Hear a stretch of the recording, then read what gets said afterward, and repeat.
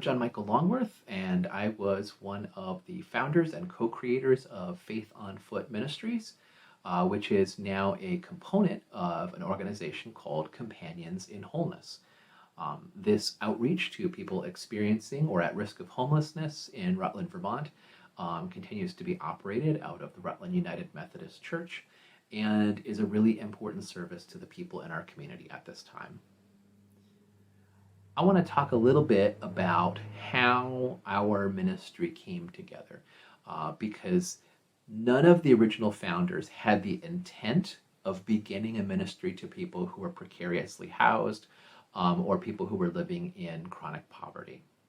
And at the same time, the nature of the community in which we live and the nature of the people who hung around the church buildings and folks that came to ask for emergency assistance meant that we were either going to have to batten down the hatches and lock the doors and really take on this fortress mentality, or we were going to have to open the doors and go outside and go meet our neighbors, including our neighbors who sleep outside. And so when I was invited to begin participating in the community walks, I was excited because I really wanted to find out at a deep level the people who had been in our community a long time who were really struggling. What could we do to be present for them? How could we support them? And how could we help? And honestly, if we hadn't started with a chaplaincy style model where we were doing really deep listening at the direction of the people we met, we wouldn't have discovered what the other components were that people were actually asking for. Because every component really began at the urging or the invitation of people in our community. Like I mentioned, our street chaplaincy began as an attempt to find out what the people who would sometimes sit on the church steps or hang around in the neighborhood or who would come to ask for emergency assistance, what they were actually doing out in the community, what kind of help and supports would really make a difference for them, and how to help connect them in meaningful ways to community that cared about them. Now, we would have loved if it was a natural fit for the local congregation to be that place. And for a few of the people it was. But for a lot of folks, what they really needed was intensive support for recovery, intensive support for mental health recovery, or simply safe public spaces to gather where they would not be at risk from other folks that were outside or in danger of violating any loitering laws. And so this act of heading out into the streets, that was our first step. And that was what gave us the time and the space to listen so that we could develop the other components of the program. One of the first things that we heard about in the community was that a number of the important community meals, many of which were hosted by faith communities, had been shut down or were in the process of shutting down. And so there was a lot of anxiety about food insecurity as people thought about where they were going to supplement their budget and their diet when there were going to be fewer places to gather for a meal. There was also recognition that meals are a wonderful place to share music, a wonderful place to share stories, a wonderful place to engage with one another. And so breaking bread was born out of that.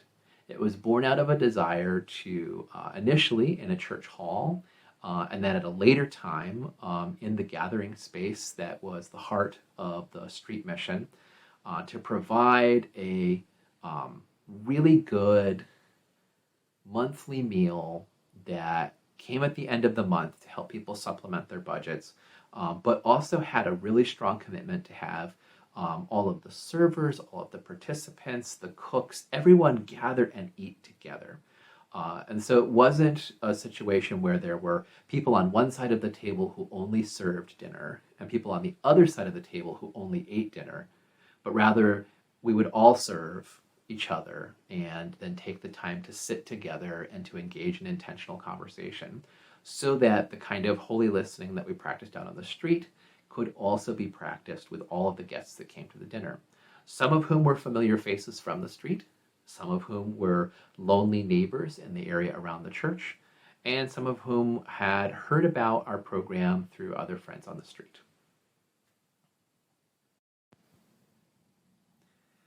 The other realization that we had when we were working with our guests was that there was a very stressful portion of their day that happened during the daytime. People who would rely on emergency shelters were often in situations where they had to move in at night and move completely out in the morning. And that meant that they didn't have access to anything that they had left behind there. They had to carry everything that they wanted to with them. And what's more, they didn't have safe, reliable places to hang out during the day. Most spaces required some sort of membership, some sort of customer activity. This made it really hard for people to find safe space. And so the comfort zone was conceived of as a place that could function as daytime sheltering space, that would provide breakfast, that would provide good conversation. Hosts were trained in some of the same techniques that we were using on the street and at the breaking bread dinner. And in addition to that, the churches took a serious responsibility to make sure that money was set aside in the budget to actually hire staff. A community outreach coordinator was brought on who could specifically talk with folks about really basic case management questions. What does this agency do? Who do I call when I need X? I just really need to talk to someone who is okay with being in a problem-solving mode. And what was great about that was that meant that freed up the clergy to be able to have spiritual care conversations with folks and emotional care conversations with people without having to necessarily walk that line between problem-solving and emotional support.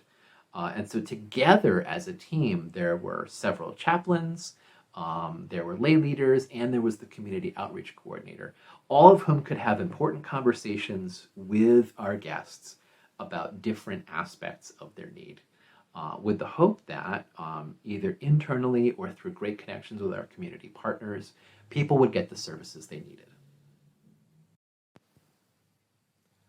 I'd like to tell you about GEARS.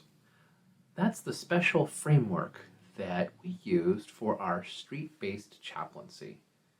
Each letter represents a different principle or concept that we thought was incredibly important to remember when we were interacting with friends and neighbors who either lived outside or spent a significant amount of their day outdoors.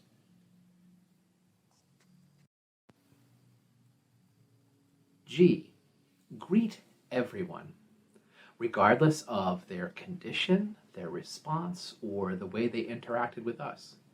It was an opportunity for us to be really clear about, we see you. We acknowledge and appreciate and notice you.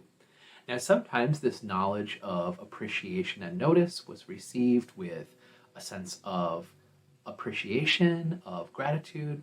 Other times it was met with foul language, with people simply ignoring us. But the practice of greeting everyone was a way to ground our walk in the experience of radical welcome, no matter what people were dealing with on any particular day. Those greetings were also essential to begin building relationships with people that we didn't quite know yet, but wanted to be able to build a stronger connection to.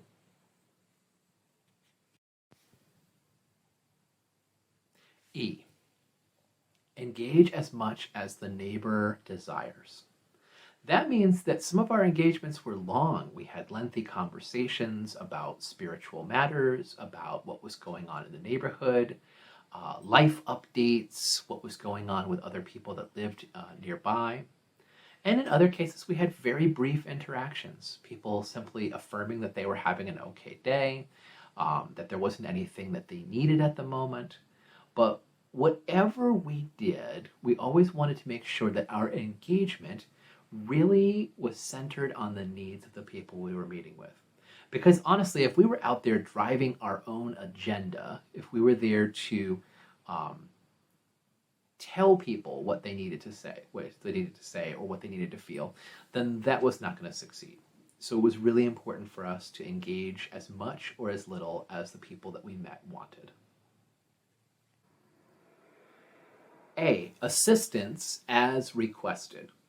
Again, just like with engagement, just like we only wanted to offer conversation and support and time well spent at people's desiring, we also wanted to make sure that we were only offering assistance, whether that was to be able to provide water to an encampment, to provide basic hygiene supplies, to provide calling cards so that we could be reached in the future, or other special supplies that we had gathered along the way. Sometimes somebody would have a sock drive, and we'd have a lot of extra socks to give out. So we would assist and provide basic needs, but only when guests would ask. And this ensured that we weren't simply foisting donations on people, but rather that we were deploying them in a way that was deeply desired by the people we were interacting with.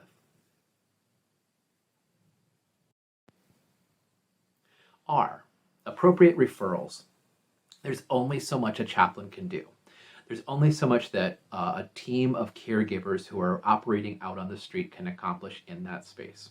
Sometimes what our friends really needed was a safe place to go during the day, and so it was appropriate for us to refer them to the day center that we had set up.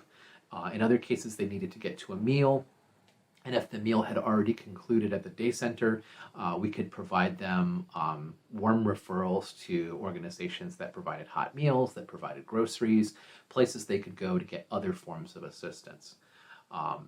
This didn't simply take the form of announcing where services were available or letting people know what they were, but if it was desired, we would actually accompany people to either the day center so that they could work together with the community outreach coordinator, or we would go with them directly to the service we were recommending.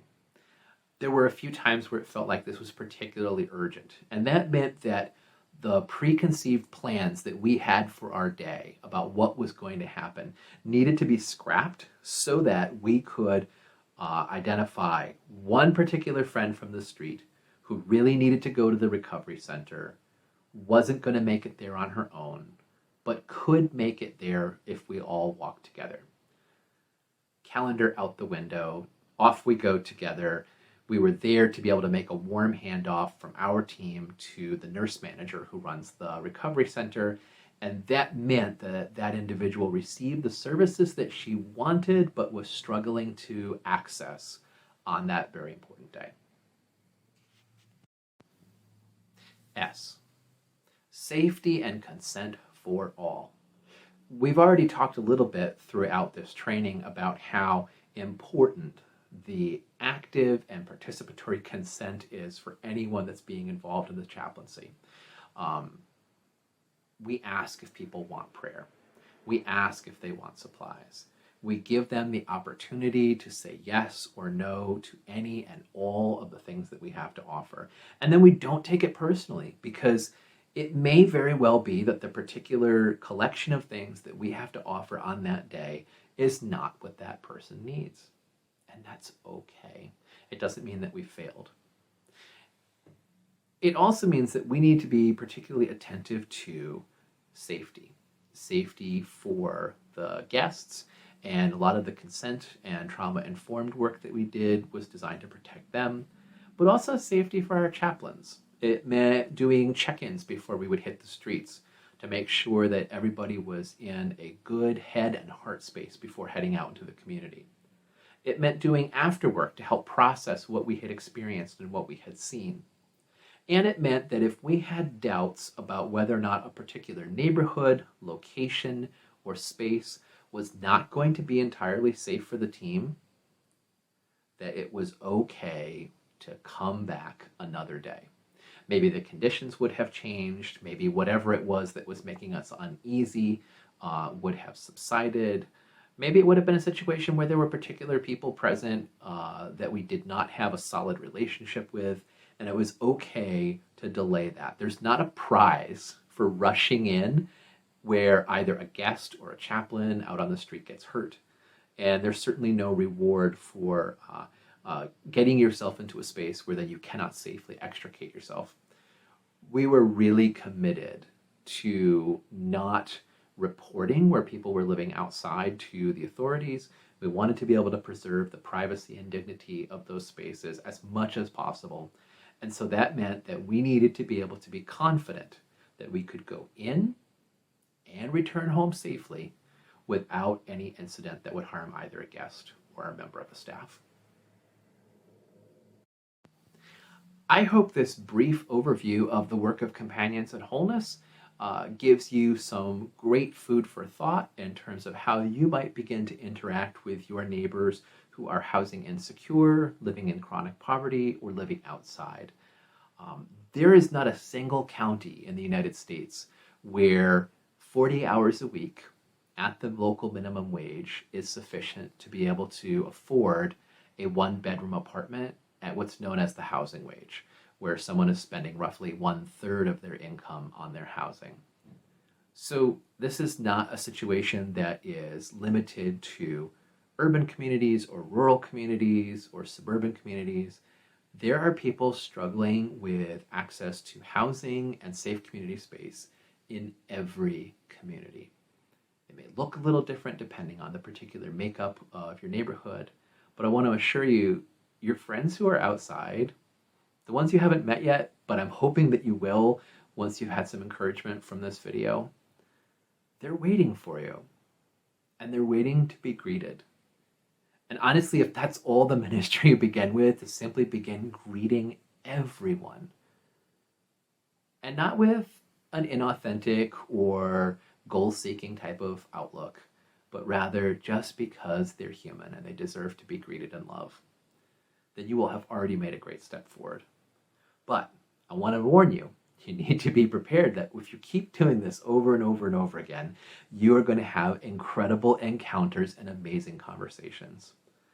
The road to Emmaus became sort of a theme scripture for the ministry that we did together, and that was largely because we began to realize as we kept doing these 7-mile chaplaincy loops around our community, meeting, engaging, asking questions, being asked difficult questions, praying with people, giving people a thumbs up when they said, okay, I'm out of here. No matter what, every 7 miles, we would come to the dawning realization that we had seen Jesus, and that made everything worth it.